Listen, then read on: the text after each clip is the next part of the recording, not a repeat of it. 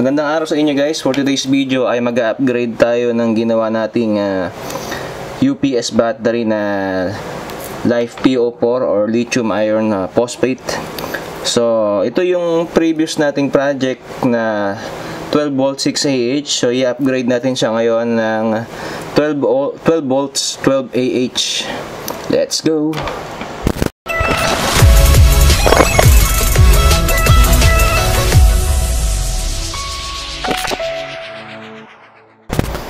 So bago tayo magsimula guys ay nag-parallel charge muna tayo ng mga ilang oras lang para magpantay-pantay yung voltahe ng bawat baterya. Kamukha nung ginawa natin noong ating previous vlog.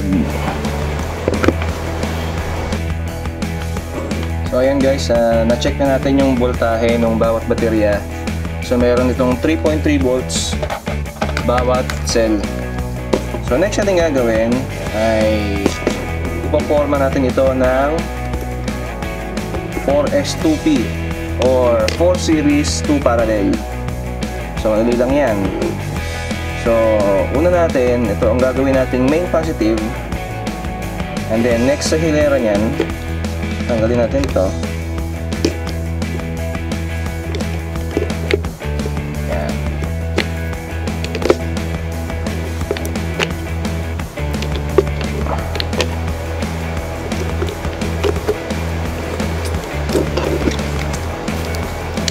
Ayan guys ang magiging forma ng ating baterya para sa 4S2P, no? Positive, negative, positive, negative. Ito yung ating magiging main negative at ito naman yung ating magiging main positive. Then lagyan natin to ng mga terminals. Ayan guys, naikabit na natin yung mga tabbing wires nya, no? So dito natin, ito yung ating main negative at ito yung ating main positive. So yung sa tabbing naman yan, simula sa main negative, ayan. Pagkakabitin natin itong dalawang negative, and then yung unang series connection nya ay nasa ibaba. Ayan. Yung positive nung nasa taas, tsaka yung negative nung nasa taas, pagkokonektahin yung apat na yan. Yan yung ating unang series connection. And then yung pangatlong series connection, balik tayo sa taas. Ito naman yan. And then, yung ating pangatlong series connection, nasa baba ulit yan, ito. And then, lastly, yung ating main positive, ito yan. Nilagyan na rin natin ng mga hinang yan. No? Ngayon naman guys, ang susunod natin gagawin ay check natin kung mag-output ba ito ng 12 volts.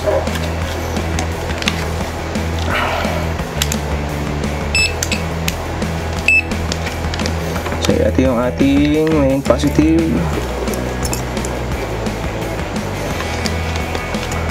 Then ito yung ating main negative.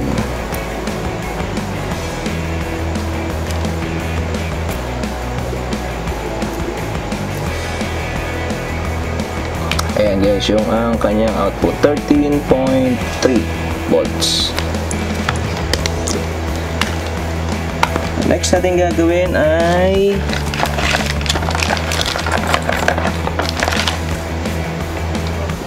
kakabit natin yung ating BMS. So yung gagamitin natin BMS dito ay yung BMS lang din na ginamit natin last time. So itong BMS natin, nilaki na natin yung bill natin, ano. So meron itong discharge current na 50 amps. So pwede pa ito sa mas malaking baterya. Na-ready ko na yan dyan. So ito na rin yung gagamitin natin sa upgrade natin ngayon.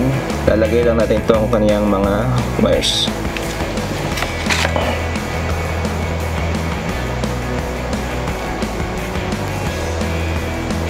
Simulan natin dito sa dulo. Yung dulong wire, yung black na wire nga, lalagay natin sa main negative. Dito yan.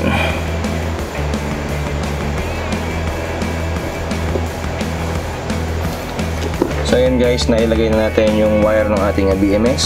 So ganito, yung black nilagay natin sa main negative, and then yung susunod na wire sa kanya ay nilagay natin dito sa unang series connection nya. And then yung pangatlong wire dito naman sa susunod na series connection nya. And then yung kanyang pang-apat na wire ay dito sa huling series connection nya. And then yung dulong wire ay dito naman sa kanyang main positive.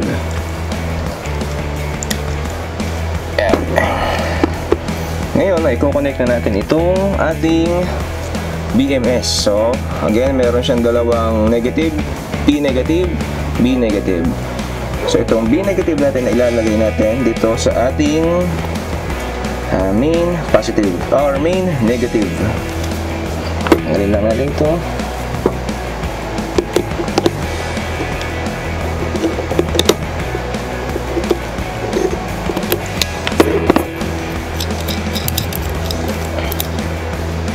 Lagyan natin dito yung ating B negative.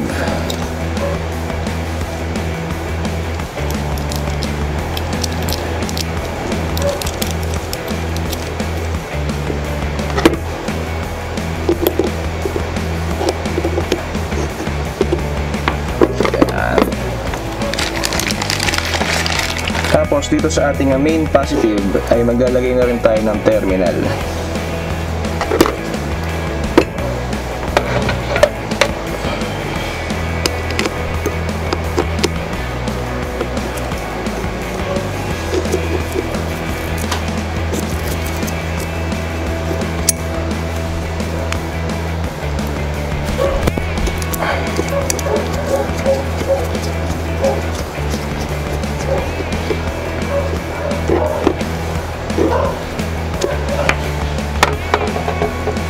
And then, ikabit natin yung assembly ng ating BMS.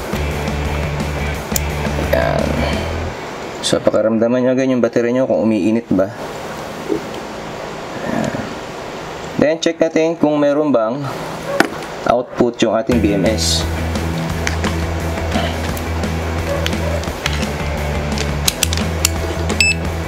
Gamit yung ating tester.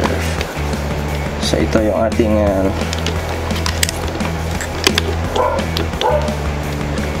main positive at saka yung ating main negative.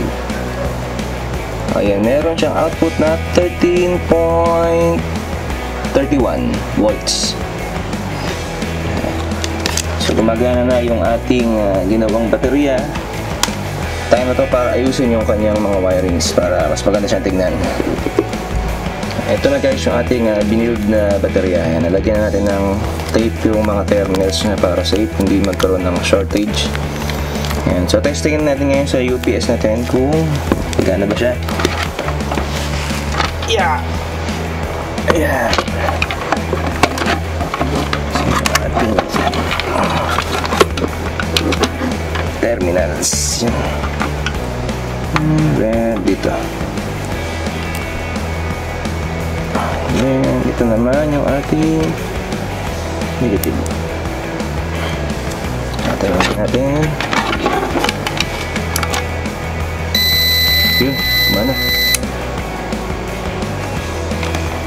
So yun guys, gumana siya, no? So isa pa natin gagawin ay maglalagay tayo ng 12 volts output dito. Para kung sakaling mawala ng power ay hindi na siya dadaan pa ng inverter. Malakas din kasi sa kuryente pagka dumadaan ng inverter. So itong mga UPS natin ay may mga built-in inverter yan.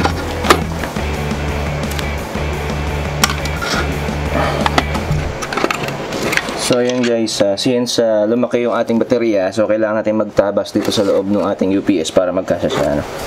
So far, okay na may kinalabasan. At ayan, saktong-sakto siya. So ito na guys yung ating finished product na 12 volts, 12 AH na UPS with lithium iron phosphate na battery. So meron pa tayong mga gagawin improvements pa dito sa mga susunod natin vlog, no? Hindi ko nagaganda itong ginawa ko na itong 12 volts na output niya. So sana guys nagustuhan yung video natin, and don't forget to share, like, and subscribe to my channel, Sharnex TV.